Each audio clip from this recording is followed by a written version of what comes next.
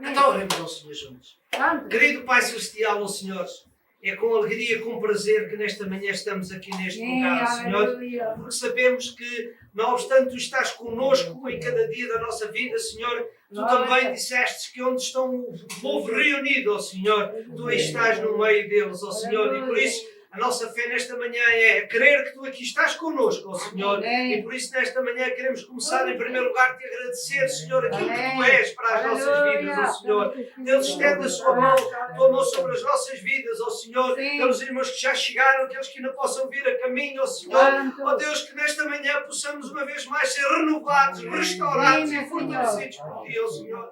Oramos pelos irmãos que nesta manhã também não podem estar connosco, ó Senhor. Tu conheces e sabes todas as coisas e entregamos nas tuas mãos, ó Senhor, e que o teu nome e a tua pessoa seja exaltado nesta manhã aqui connosco, ó Senhor. Dirige todas as coisas e que o teu nome seja glorificado e nós também possamos ser renovados, restaurados por esta companhia, por esta amizade, ó Senhor. E não queremos esquecer nunca, Senhor, não é por sermos repetitivos, Senhor, mas nós queremos esquecer também esta situação, desta pandemia que está a afetar o mundo, ó Senhor. Põe a tua mão e guarda o teu povo, ó Senhor. Abençoa e ajuda-nos, Senhor, para que em cada dia mais possamos olhar para ti, Senhor, e ficarmos firmes e animados e ajudando-nos aos outros, Senhor, até ao dia que tu venhas buscar a tua igreja, Senhor. Por isso, nesta manhã, eu te agradeço uma vez mais por tudo. E é no nome santo de Jesus também, não queremos esquecer e já falamos e lembramos em Madelina, Senhor. Ajuda a tua serva, Senhor. Obrigado pela tua presença na sua vida, Senhor.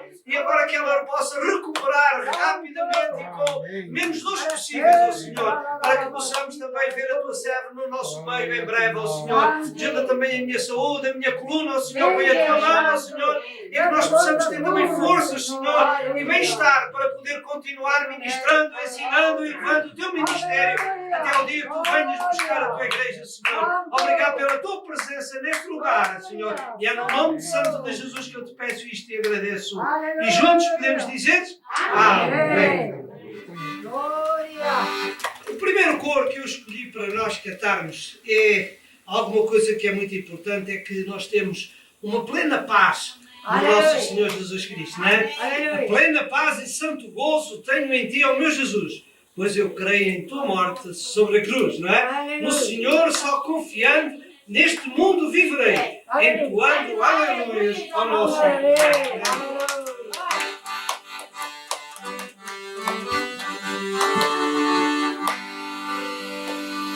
Plena paz e santo gozo tenho, ó meu Jesus, pois eu creio em tua morte sobre a cruz. O Senhor só confiando neste mundo viverei, entoando aleluias ao meu lar. Oh, glória, meu Jesus, pois é digno teu amor, é meu reino, pastor e meu Senhor.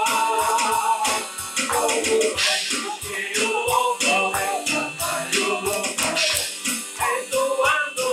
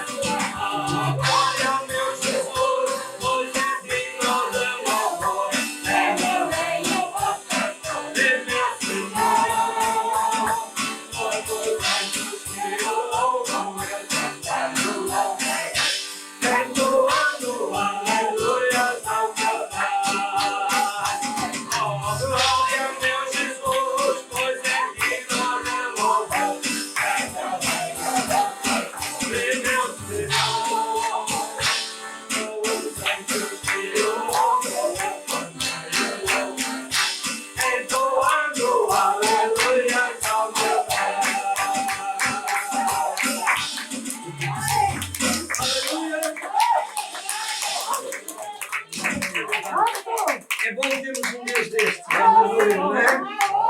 Não há outro, não é? E é precisamente isso que nós vamos cantar. Não há Deus tão grande como tu. Amém?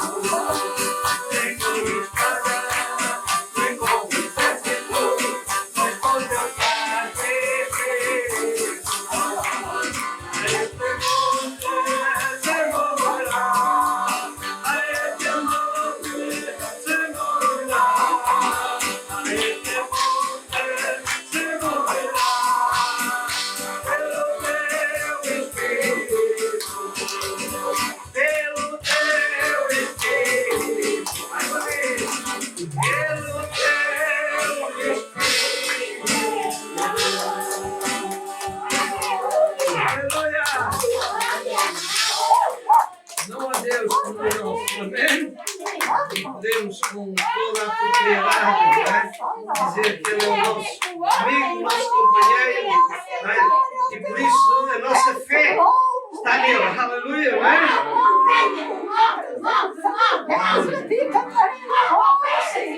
Então vamos cantar aquele coro que diz: e viva a fé, viva a esperança e viva o amor.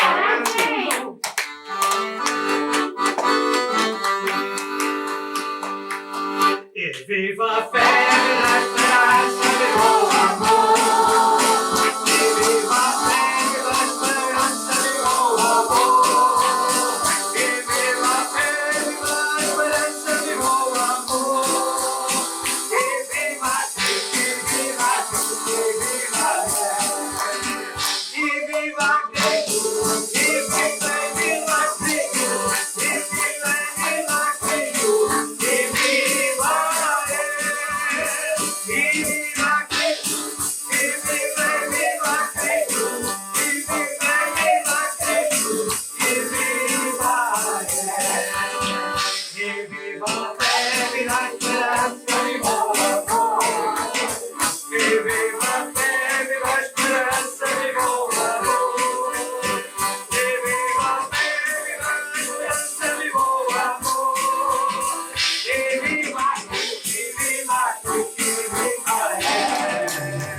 E viva a Cristo, e viva a Cristo.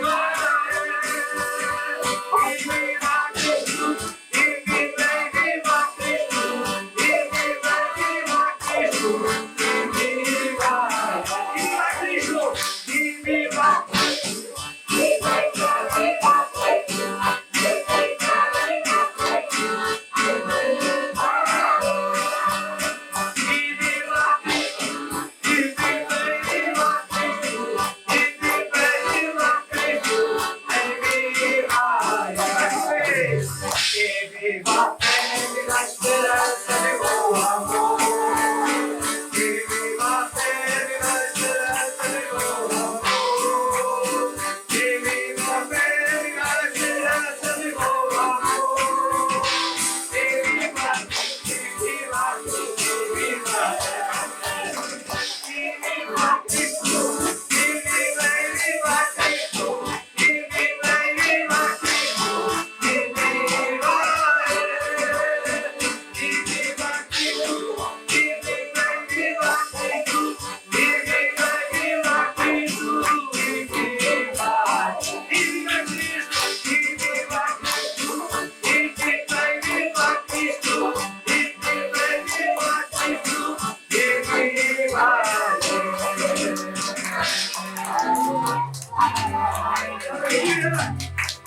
Viva Cristo! Amém? Esta é a nossa grande mensagem, não é? Que queremos em cada dia dizer: Viva Cristo! Viva Ele! Amém?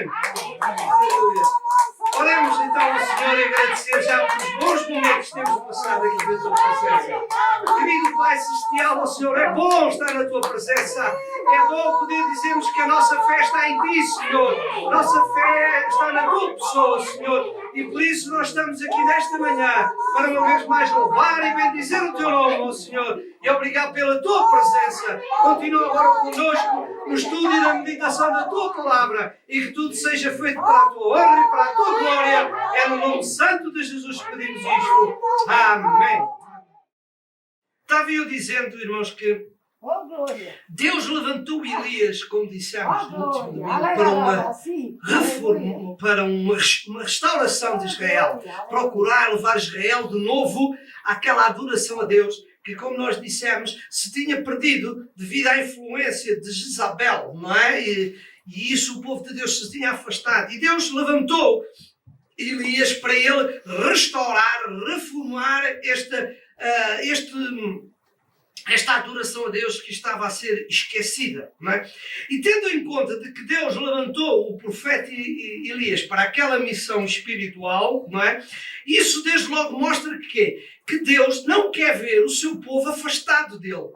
Amém? Deus quer ver o seu povo em intimidade, em comunhão, não é? Numa relação próxima, não é? E como nós vimos, o povo de Israel estava negligente nessa área. Então Deus levantou nisso, não é? Levantou Elias para ele ser este grande profeta reformador naquele tempo em Israel. Mas antes de vermos hoje, e vamos ver, já começamos na semana passada, mas vamos voltar hoje a ver os passos, aquilo que Elias fez, o comportamento de Elias para restaurar, para reformular Israel no sentido espiritual. Mas antes, eu queria dizer aos irmãos o seguinte, que grande foi a coragem e a fé de Elias, não é? Ao lançar o desafio aos profetas de Baal para se juntarem no Monte Carmelo para Elias poder demonstrar quem era verdadeiramente o verdadeiro Deus. O único e verdadeiro Deus, não é? Nós tínhamos cantado, não é? E viva a fé, viva a esperança, não é? Viva o amor e viva Cristo, não é? E Elias queria mostrar que o único Deus que deve ser exaltado, louvado e glorificado era o Deus Jeová. E eles estavam esquecidos. O Deus que os libertou, os Deus que tinha estado com eles todo o tempo, eles agora estavam esquecidos e negligentes. Então Deus chamou. E foi preciso esta grande coragem de Elias.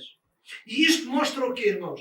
Que cada um de nós precisa também ter força, coragem e poder e a ajuda do Espírito Santo de Deus para nós também podermos fazer uma restauração, uma renovação, uma mudança de vida diariamente em cada dia para nos aproximarmos mais daquilo que Deus tem e quer para cada um de nós. Então, irmãos, o que é que isto mostra? Mostra então que nós precisamos de ter esta necessidade em nós, não é? E também para isso precisamos ter coragem, força e a ajuda de Deus para darmos este passo de mudança espiritual. Não é? Irmãos, voltando ao episódio da nossa meditação, que é aquele confronto com os profetas de Baal, eu lembro aos irmãos, para nos enquadrarmos nisso, que o desafio que Elias fez, não é? aos profetas de Baal e diante de todo o Israel, foi que se criasse 2 altares, não é? E em cada altar se ia colocar um novilho para o sacrifício, não é? E nesse altar, não é? Cada um tinha o seu altar. Baal tinha criado o seu altar e pôr o seu novilho. Elias pôs o altar relacionado à comunhão e à relação com Deus e pôs o seu novilho. E agora ali, ele diz que a partir de agora cada um ora ao seu Deus, chama o seu Deus, peça a intervenção do seu Deus, e o Deus que enviar fogo do céu e consumir o altar, esse é verdadeiramente o Deus Jeová, não é? O Deus que respondesse com fogo, esse seria o Deus verdadeiro, não é? E nós sabemos que o texto bíblico diz que os profetas de Baal assim o fizeram, eles juntaram-se, eles estiveram ali e toda a manhã eles clamaram, fizeram os seus rituais, fizeram as suas orações, a sua imploração ao seu Deus, mas o texto lá em 1 de Reis, o irmão vai colocar ali 1 de Reis no capítulo 18 e verso 29, nós podemos ver que não houve resposta. O Deus Baal não respondeu aos seus adoradores e aos seus profetas. Vemos ali, e diz que isso sucedeu que passado o meio-dia, profetizaram eles até a hora de se oferecer o sacrifício da tarde. E agora? Porém, não houve voz, nem resposta, nem atenção alguma, não é? Então, eles fizeram as suas orações, os seus rituais, mas o Deus Baal não respondeu. E diz ali, depois do dia, já quase no princípio da tarde, é o momento então agora de Elias dizer, pronto, agora chega o meu momento. Agora vocês já mostraram quem é o vosso Deus não respondeu, o vosso Deus não correspondeu às vossas orações, então vou eu agora.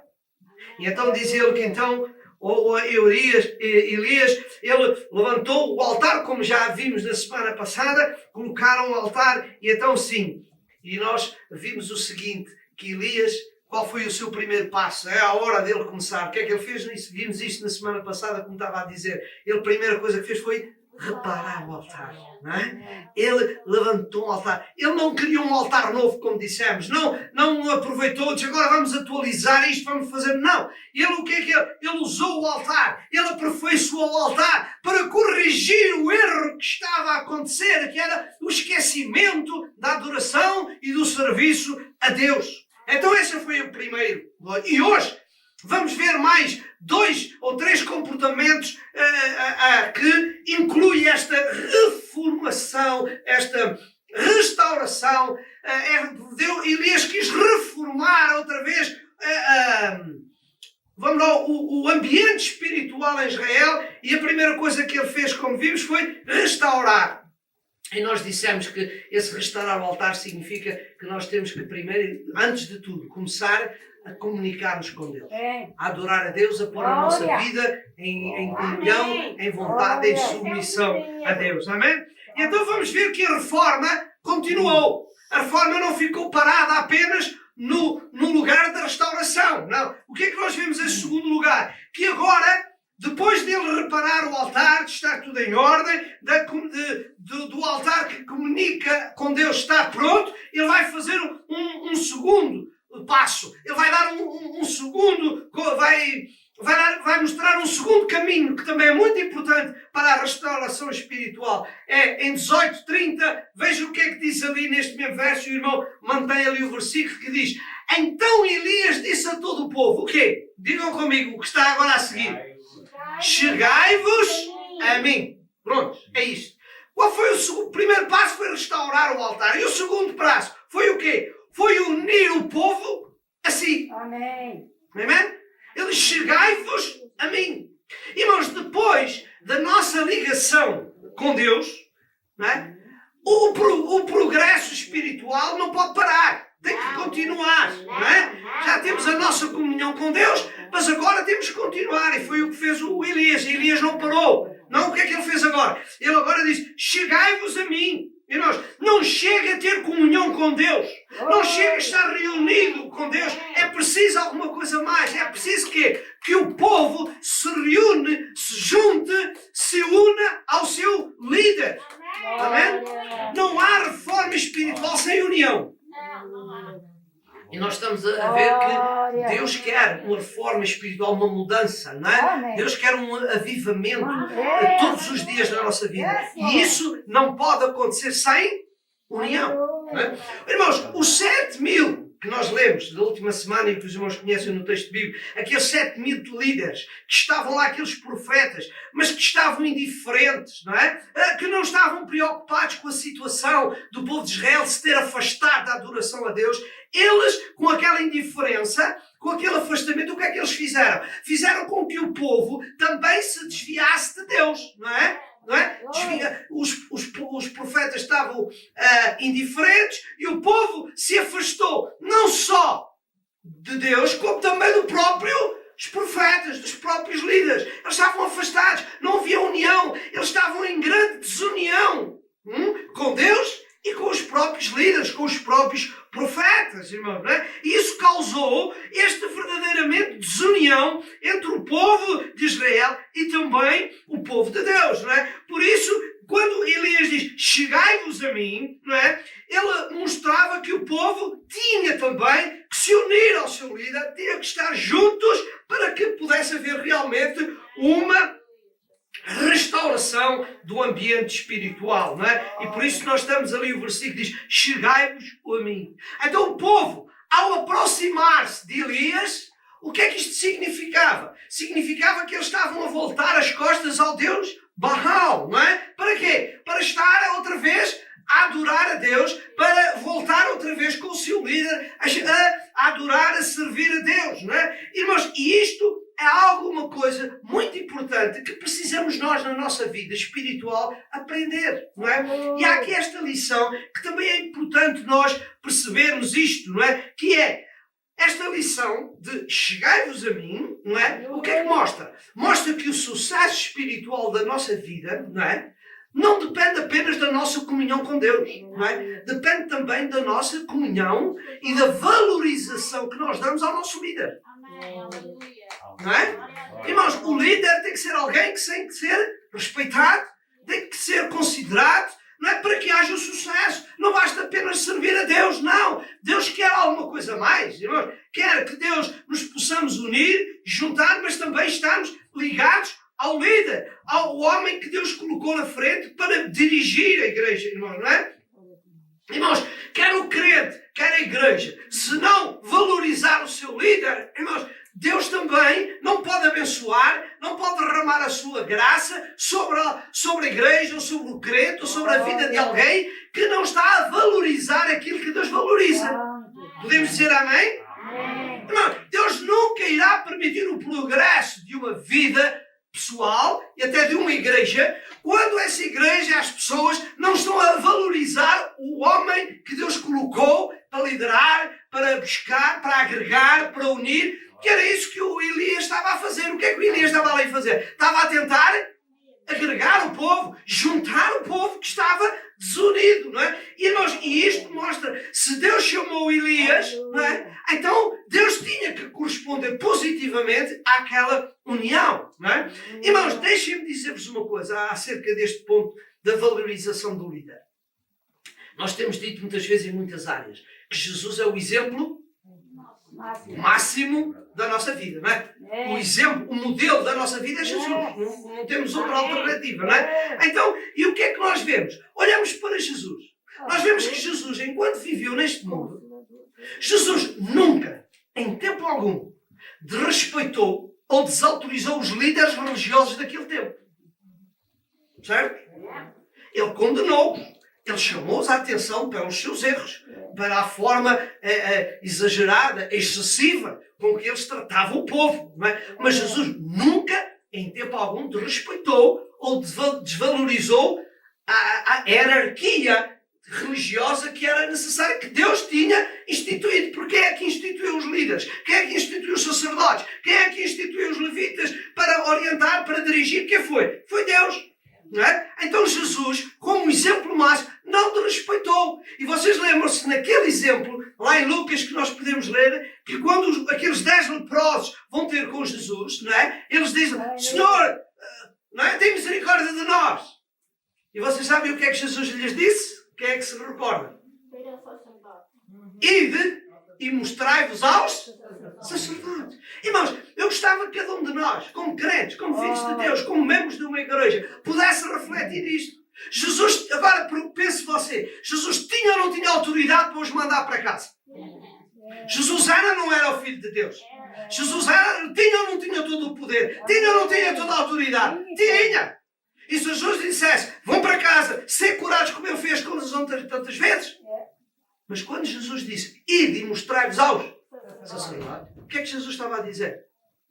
Que o sacerdote era a autoridade que tinha que tomar a última decisão.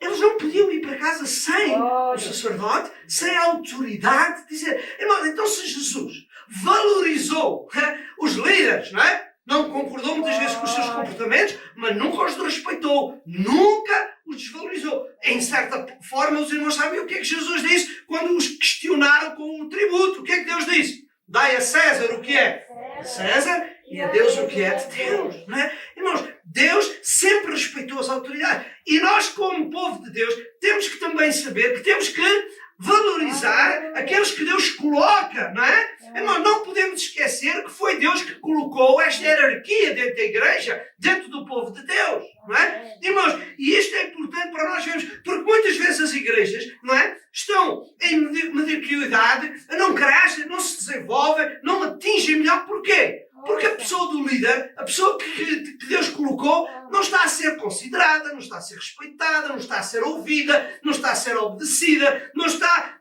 Por isso é que dentro deste contexto, o que é que o apóstolo escreveu aos Hebreus?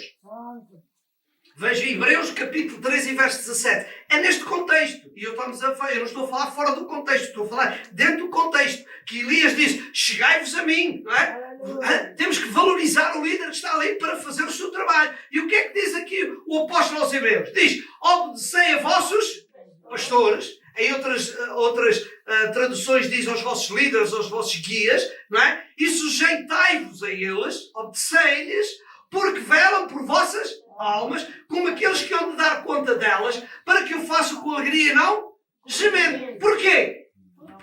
Porque isso não vos seria útil, não é?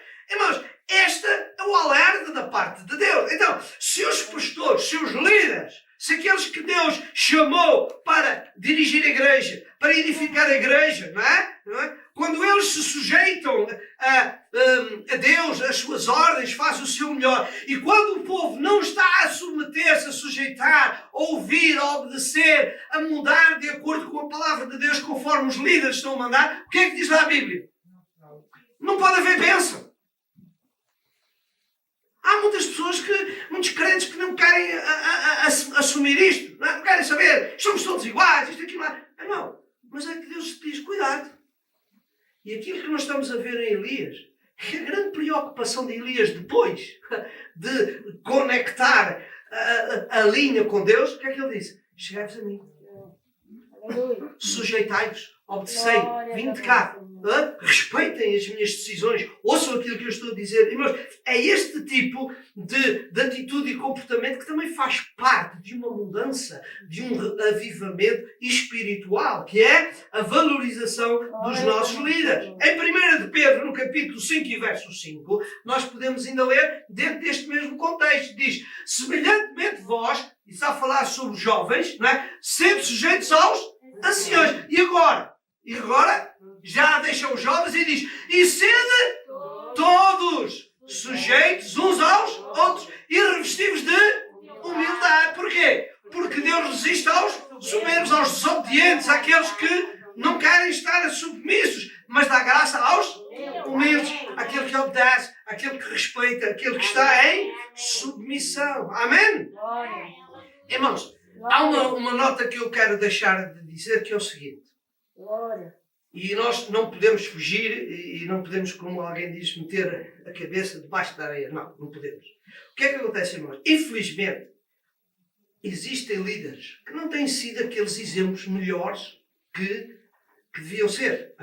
Há líderes que, infelizmente, também falham, para os seus erros, são autoritários, são excessivos, são usurpadores. Há muitas outras coisas que eu não vou. E nós temos que aceitar que é isto, não podemos dizer que não. Mas há uma coisa que também temos de dizer, para além desses que realmente têm falhado, o que é que há? Também há outros que têm dado o seu melhor, têm-se desgastado pelo povo, têm feito tudo para que o povo esteja em conformidade com Deus, como Elias, não é? Se há pastores e líderes que são um mau exemplo, também há muitos pastores que são uns Elias, não é? Homens que se esforçam por levar o povo, irmão, não é? Então logo isso, o que é que faz fazer? Deve levar os crentes a não cometer um erro que é meter todos os líderes todos no mesmo saco e se um não é para ser respeitado porque ele errou, os outros também não. Não, irmãos, não é? Temos que saber equilibrar as coisas, sabemos saber respeitar quem tem que ser respeitado e considerar, porque nós lembramos-se de uma coisa, e é isso que eu quero chamar a vossa atenção, porque estamos no mesmo contexto, não estou a fugir do contexto, não é? Irmãos, quando Davi tem a possibilidade de terminar com a vida de Saul, que lhe estava a fazer a vida negra, que o quis tentar matar, que estava fora do contexto de Deus, que Deus já o próprio, Deus tinha rejeitado a Saul como rei. Quando ele teve essa oportunidade, o que é que ele diz? Ai de mim, disse Davi, se eu levantar a mão contra o ungido. E Davi mostrou-lhes, cuidado, ele errou, falhou, está em desobediência, mas ai de mim, o meu Senhor, eu não posso. Portanto, irmãos, que Deus nos ajude, não é? A saber que a reforma espiritual da nossa vida, o sucesso da nossa mudança espiritual, vem quando nós também consideramos que o nosso líder é alguém importante e fundamental dentro da igreja. Irmãos, não podemos, como alguém comete esse erro, não podemos considerar o pastor mais um membro da igreja. Nunca pense nisso. O pastor não é mais um membro da igreja, não. O pastor é o líder da igreja. É aquele que está na frente, que tem a responsabilidade, é a máquina, não é? Que puxa e que leva as pessoas, irmão, não é? Então que Deus nos ajude a entender isto. Por isso, tendo neste contexto, o que é que nós vemos que Elias disse? Diga lá comigo, o que é que Elias disse ao povo agora? O altar, a comunhão com Deus está pronta. E agora? Chegai-vos a mim. Venham cá ter comigo, não é? Irmãos, que Deus nos ajude a entender que tem que haver uma ligação, uma conexão do povo com o líder. Irmãos, há alguns anos, muito antes deste episódio de Elias, nós vimos que, por permissão de Arão, o que é que o povo de Israel fez? Criou um altar. Lembra-te? Se calhar Moisés ficou lá no monte, já não volta mais, já não temos um líder, já não temos nada, faz-nos um bezerro. E Arão? Ok, vamos lá, façam lá um bezerro. Irmãos, o que acontece? Êxodo 32, 25 e 26, vemos que Moisés tomou a mesma atitude de Elias. Não é? O que é que diz lá? Vendo Moisés que o povo estava desenfreado, estava aqui, estava sem controle espiritual, estava a afastar-se de Deus, diz, pois Arão o deixara à solta, Arão permitiu que ele se afastasse e cometesse aquele erro de construir um bezerro, diz que para vergonha no meio dos seus inimigos. Vamos ver o que é que disse Moisés. Diz que Moisés pôs-se em pé à entrada do arraial e disse o quê? Quem é do Senhor venha até mim. Então se juntaram a ele todos os filhos de Levi. Irmãos, isto não é ele achar-se superior. Ele agora tem a mania que é mais que os outros todos. Não, ele é o líder. Ele viu que o povo estava errado e disse, meus irmãos, por favor, quem é do Senhor, venha a mim. Eu tenho esta responsabilidade de ir ao povo. Venham, venham. Irmãos, mais um outro exemplo. Mais tarde, o mesmo grito aconteceu com Josué. Lembram-se? Lá em Josué 24, 14, 16, para vocês verem a importância de que é do povo estar unido ao servo de Deus, não é? Pois agora pois, temei ao Senhor e serviu com sinceridade e com verdade. E deitai fora os deuses aos quais serviram os vossos pais, além do rio e no Egito, e servi ao Senhor. E agora o que é que ele disse a seguir? Porém, Se vos parece mal aos vossos olhos servir ao Senhor, escolhei a quem sirvais. Se aos deuses a quem serviram os pais, que estavam além do rio, ou se aos deuses dos amorreus, em cuja terra habitais. E agora? Porém, eu e a minha casa serviremos ao Senhor. O que é que Josué estava a dizer? Meus queridos, se vocês querem servir a Deus, juntem-se a mim. Porque eu e a minha casa vamos servir ao Senhor, não é? Chegai-vos a mim, heraldas, chegai-vos, irmãos. Não há possibilidade. É isto que nós temos que aprender, irmãos. O crente sincero vive em união, não apenas com Deus, mas com o seu líder. Amém? Este é que é o equilíbrio, não é? Do sucesso. E foi isso que Elias nos quer ensinar, irmãos. Nós não podemos deixar de servir e adorar a Deus individualmente, sozinhos, sem ninguém. Não. É importante a união, a associação, o mesmo contexto entre o povo, o líder, para que todos juntos possam ajudar-se mutuamente, não é? A crescer e a manter-nos firmes e ligados a Deus em oração e comunhão íntima com Deus. Amém? Então, repare isto, a grande lição de Elias. Levantou o altar e depois o que é que ele disse? Agora, cheguem-se a mim, não é? E a continuidade, e agora há um outro terceiro passo, que também é muito importante e que não podemos descurar. Vejam aqui, e o irmão Jorge vai voltar a pôr o primeiro de Reis 18, muito obrigado, para nós vermos um terceiro passo.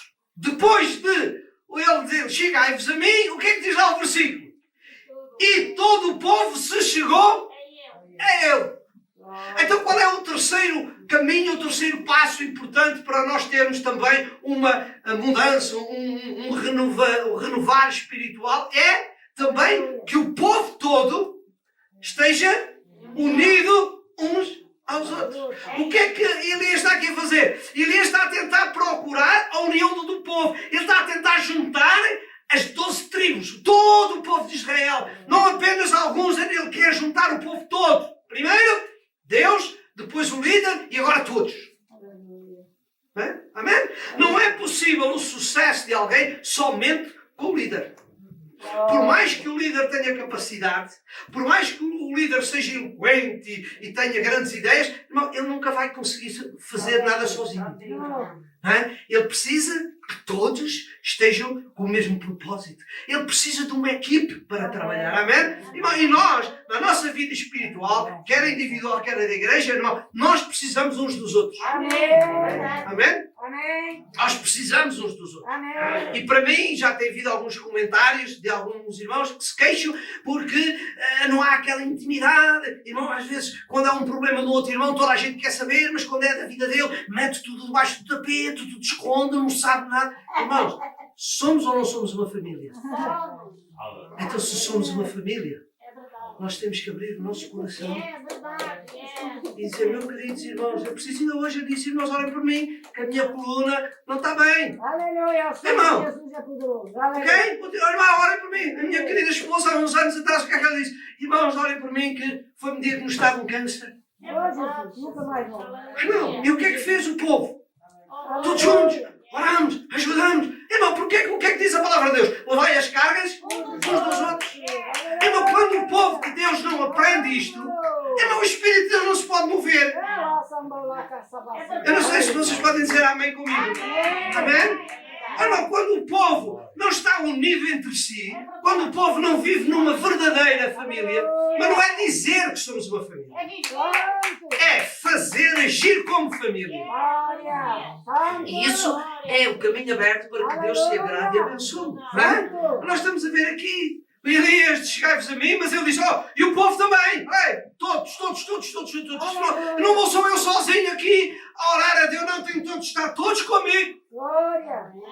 Não é? Mas isto é que é importante nós percebermos, não é? Que esta reforma espiritual tem que envolver todos nós. Nós precisamos de viver em união.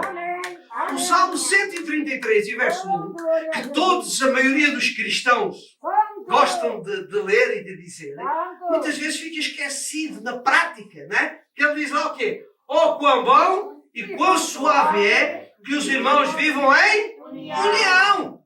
Vamos ao verso 3, por favor. E o que é que diz lá? É como o orvalho que desce sobre os montes de Sião, porque ali agora cá está, na união, né? O que é que diz? O Senhor ordena a bênção e vida para sempre. Amém?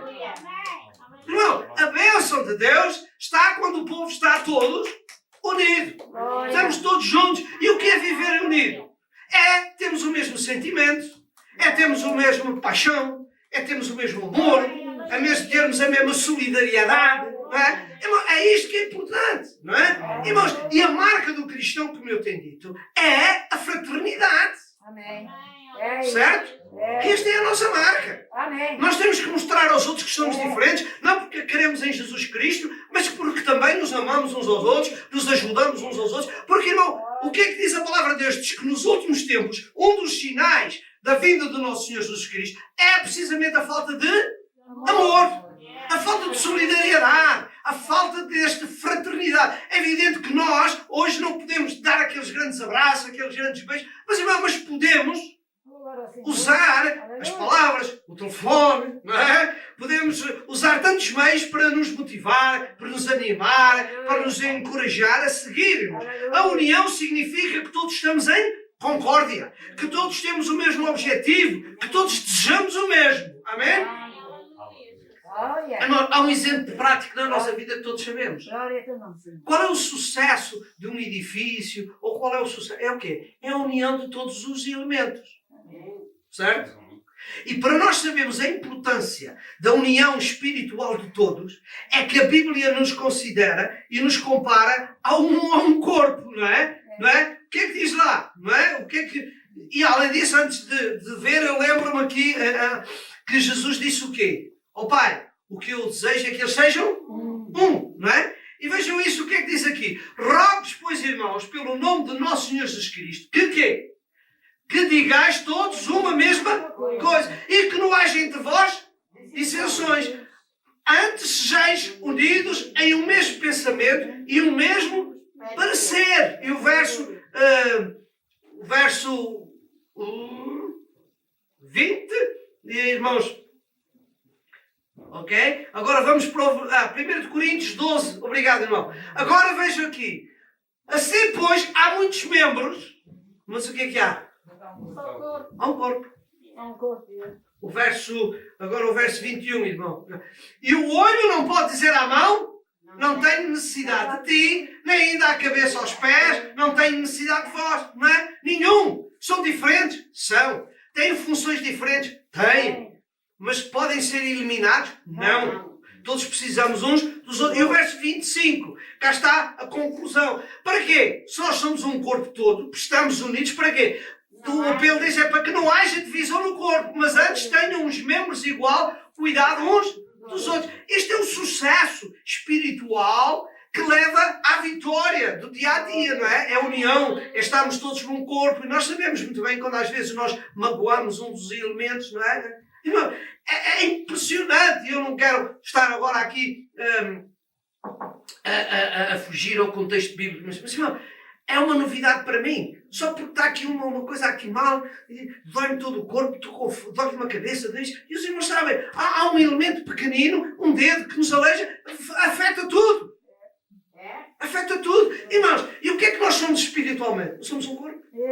Então que Deus nos ajude a sabermos viver em fraternidade, em amor, uns com os outros. Irmãos, foi num espírito de união e de esforço, não é? Que o povo de Israel conseguiu, em 52 dias, criar os muros, não é? Em Jerusalém e pôr proteção no tempo de Neemias, não é? Eu sei que o texto é muito longo, mas talvez o irmão Jorge ponha-me Neemias, por favor, 4. Eu escolhi aqui 3 ou 4 versículos para os irmãos vamos ver, que dizem, quando Israel chegou de novo à sua terra, eles, os inimigos, não é? Diz que sucedeu que ouvindo Sambalat que edificávamos o muro, ardeu em ira e se indignou muito e escarneceu dos judeus. E o verso ainda seguinte que diz, porém, edificamos o muro e todo o muro se fechou até à sua metade, porque o coração do povo se inclinava a trabalhar. Irmão, o povo estava ali unido. E o verso 19, obrigado. E disse aos nobres e aos magistrados e ao restante do povo, grande e extensa é a obra, E nós estamos apartados do muro, cada um está no seu lado, longe uns dos outros. Mas agora o verso seguinte, o que é que ele diz lá? Não é? No lugar onde ouvides o som da buzina, ali vos ajuntarei connosco e o nosso Deus pelejará por nós. Irmãos, os inimigos não queriam que a construção fosse, mas nós sabemos que Neemias, com esta união, com este conjunto de trabalho, eles em 52 dias, eles conseguiram rapidamente levantar o muro. Porquê? Como nós lemos lá o verso anterior, se o irmão conseguir pôr o verso anterior, diz que e o povo, o outro antes, irmãos, cá está, este verso, obrigado, verso 6. O coração do povo se inclinava a trabalhar. Eles estavam dispostos, estavam unidos, não é? Tinham um propósito, vamos todos, não é? Cada um no seu lado, mas quando havia um toque, quando havia necessidade de um trabalho ali, tocavam-se as trombetas e as pessoas vinham todas ali ajudar naquele sítio. Mas foi assim que eles conseguiram esta grande vitória, não é? Mas muito mais tarde agora, já depois de Jesus Cristo, nós temos a grande igreja primitiva, não é? E nós temos outros versos que nós vamos ler, porque os irmãos conhecem bem. Qual foi o sucesso da igreja primitiva, irmãos? Foi a união. Diz que eles perseveravam todos os dias no templo, nas casas, orando, eles juntos, nada havia necessidade. Tem que ser hoje. Temos que continuar. Não é? Não, quando eles precisavam, estavam ali numa luta de um lado, numa luta do outro, mas o povo todo unido. O que era preciso? Ajudavam-se, irmão. E o sucesso da igreja, como eu tenho dito e repito, não foi apenas pelo poder de Deus, mas foi pela união do povo, foi pelo esforço do povo. Tudo isto foi conjunto com a palavra de Deus, irmão. Que Deus nos ajude a entender isto. Que grande é o sucesso do povo da igreja, da nossa vida, quando vivemos em união. Deixem-me dizer-vos uma coisa interessante. Uma das coisas que eu anotei, e são daquelas notas que nós fazemos, uma vez o meu pai disse uma coisa muito interessante numa das suas mensagens, e eu vou ler porque às vezes a mente pode fugir. Ele disse assim: todos nós somos artistas. Diz ele, todos nós temos que desenvolver o nosso talento. Ele diz, nós não somos turistas. E turistas são pessoas que viajam para admirar, para apreciar isto e aquilo, não é? E ele dizia, nós como crentes, como filhos de Deus, não somos turistas. Nós estamos aqui para apreciar, para ver as coisas. Não, nós estamos aqui para desenvolver os talentos que Deus nos dá. Amém, irmão? Deus deu talentos para quê? Para que haja sucesso, para que haja um progresso. Por isso ele diz que quando Deus deu os dons e os ministérios, foi para o aperfeiçoamento da igreja, não é? Portanto, os dons juntos é que dão um sucesso à igreja de Deus, irmãos. Deus chamou-nos para nós sermos trabalhadores, pessoas ativas, estamos ativos e não passivos a olhar e deixar que as coisas passem. Não, irmão. Deus chamou-nos. Por isso diz Elias, chegai-vos a mim agora, todos juntos comigo. Vamos. Irmão, em Apocalipse, no capítulo 2, verso 14, 15 e 20, há muitos versículos, não vamos ler, mas para dizer aos irmãos que na igreja de Pérgamo, na igreja de Tiatira, lá, nessas igrejas, havia os judaizantes, os nicolaítas, haviam também os seguidores de Balaão, os seguidores de Jezabel, todas essas pessoas, eles debaixo da ação de Satanás, o que é que eles estavam a procurar? Era dividir as igrejas, era dividir o povo de Deus e não uni-las.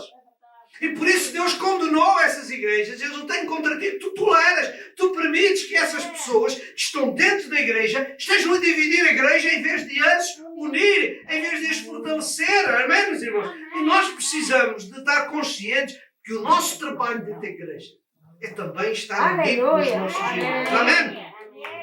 Eu vou avançar, vou deixar os versículos de Judas para a frente, podíamos também ler uns versículos de Judas, diz que há pessoas que vão dentro das igrejas para causar divisões, etc. Mas vamos deixar esses versos para outra ocasião. E deixem-me, antes de entrar na parte final, para dizer uma coisa muito importante, que nós precisamos todos como crentes perceber isto. Irmãos, Satanás, que é o nosso inimigo espiritual, ele não consegue destruir a igreja e o povo de Deus. Não consegue. Em nome de Jesus. Porque a palavra de Deus é isso. Aleluia. Ninguém vai destruir Aleluia. a igreja de Deus. Mas porque ele sabe que não a pode destruir ou eliminar, talvez seja uma palavra mais própria, o que é que ele faz? Ele divide-a. Entenderam os irmãos? Como Ele não pode eliminar e não pode destruir e não pode fazer nada, porque nós somos cheios de Deus, somos comprados com o sangue de Jesus, nós pertencemos a Jesus e Ele não pode de outra forma. Então o que é que Ele faz? Ele procura dividir a igreja. Ele procura que a igreja não esteja unida, nem ao seu líder, nem uns aos outros. Para quê? Para que haja sucesso. Porque quando nós estamos divididos, quando nós estamos sozinhos, nós não temos a força necessária para avançar, para dar as mãos. Amém? E é isso que o diabo... Esta é a grande batalha do inimigo hoje. Durante muitos anos, ele tentou abafar.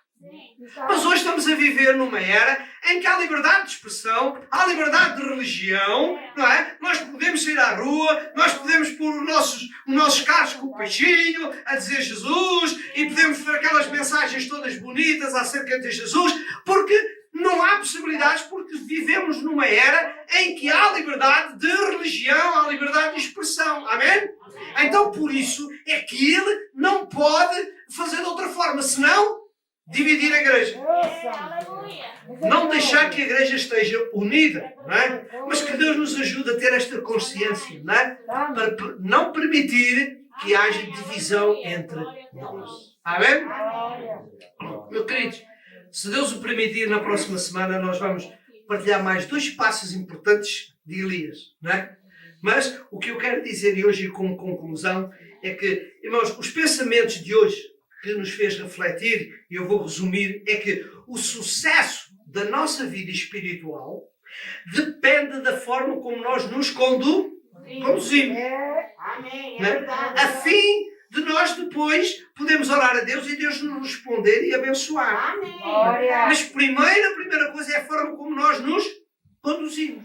E no nosso contexto que estamos a estudar, não é? Como é que Elias conseguiu restaurar? Como é que Elias conseguiu levar o povo de novo a Deus? Em primeiro lugar, lembra-se, foi restaurar o altar. Em segundo lugar, o que é que ele fez? Foi juntar o povo a ele. Foi com que o povo valorizasse o seu líder. Juntasse, estivesse de acordo, ficasse ao lado dele. E depois, em terceiro lugar, o que é? Ele fez que também todo o povo não se dividisse entre eles. Também se juntassem todos e todos estavam ali. Portanto, o grande sucesso estava ali nesta grande união entre o líder e entre o povo em si. Não é? Então, irmãos, o que é que isto nos mostra? Mostra que nós também, na nossa vida de hoje, não é? Nós se queremos ter vitória do grande Deus Jeová que nós servimos, não é? Irmãos, qual é o apelo que eu tenho que deixar para todos? É que cada um de nós, em cada dia, possa seguir estes passos. Que tem no seu altar, na sua vida, em comunhão com Deus. Irmão, que possa viver em união com o seu pastor. Que possa viver em união uns com os outros. Não é? Irmãos, para quê? Para que depois disto tudo, então nós possamos levantar a nossa voz e como vemos no texto e vamos ver no próximo domingo, se Deus permitir, Deus vai responder. E Deus respondeu quando? Depois das coisas estarem todas bem feitas, não é? Deus não responde antes, não é? Deus não responde quando terminou a oração deles e Deus não mandou logo o fogo, não. Houve várias coisas que são precisas. E nós espiritualmente precisamos pedir ao Senhor que nos ajude a dar estes passos, a termos este desejo de união para que haja uma mudança, um avivamento, uma restauração espiritual na nossa vida. Então que Deus nos ajude, não é? E que Deus nos possa ajudar a que espiritualmente nós possamos dar os passos certos, não é? Como Elias fez, para que pudesse haver um derramamento do poder e da ação de Deus na nossa vida. Amém? Irmãos, então, fiquemos de pé para agradecer a Deus estas suas palavras e daqui a um bocadinho já vamos terminar, mas agradecer a Deus, não é? Que Deus nos ajude a entender, não é? E o que eu peço ao Senhor é que aquilo que eu às vezes não consigo chegar porque o tempo, a corrida, o tempo corre e nós não queremos ser longos, mas há muita coisa e outras coisas também que nós não podemos dizer porque fica eticamente... pode ofender alguém e eu não quero, mas que o Espírito de Deus agora possa falar comigo. Querido Pai Celestial, ao Senhor, Muito obrigado, ó Deus, pela tua palavra nesta manhã, Senhor. Nós queremos e acreditamos, Senhor, que estivestes falando a cada um de nós. Senhor, porque quando nós lemos a tua palavra, és tu a falar com cada um de nós. Senhor, e obrigado pelas estas palavras. Ajuda-nos a te compreender, Senhor, que nós precisamos não apenas ter uma ligação contigo, mas precisamos ter uma ligação com o nosso líder, uns com os outros, em nós orarmos uns pelos outros, levarmos as cargas uns dos outros, ajudarmos uns aos outros, ó Senhor, para que tu possas derramar a tua graça, para que tu possas derramar o teu poder sobre as nossas vidas, ó Senhor. Deus, muito obrigado, ó Senhor, pela tua presença nesta manhã, Senhor. Ajuda e dirige a nossa vida, cada dia que nós possamos viver em mais intimidade e mais dependência de ti, ó Senhor, para que tu possas mover-te e possas mostrar aquilo que és, o grande Deus, o grande Senhor das nossas vidas. É no nome de Jesus que eu te peço isto e agradeço. E juntos podemos dizer: Amém. Amém.